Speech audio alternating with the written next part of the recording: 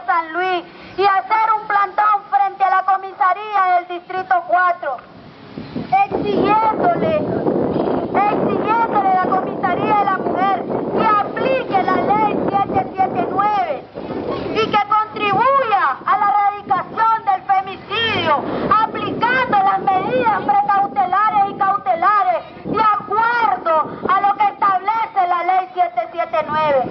Las mujeres no somos objeto ni propiedad de los hombres.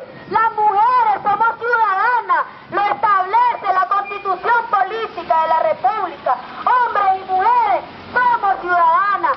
Las mujeres le exigimos a la comisaría de la mujer, que es la primera instancia donde las mujeres acuden a interponer la violencia, que aplique la ley, que no haga mediaciones en aquellas situaciones de riesgo. Cuando una mujer viene a poner la denuncia es porque ya está cansada de tanta violencia. Se le pidió a la comunidad y se le pide a la comunidad del barrio San Luis, personas que nos están viendo y nos están escuchando, que no se calle, que no haga silencio. Tienen que contribuir también a erradicar los femicidios. Estamos preocupadas porque estamos en alerta extrema roja.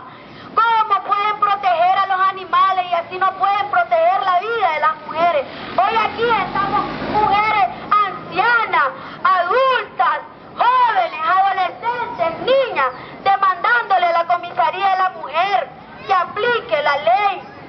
Y se les exige también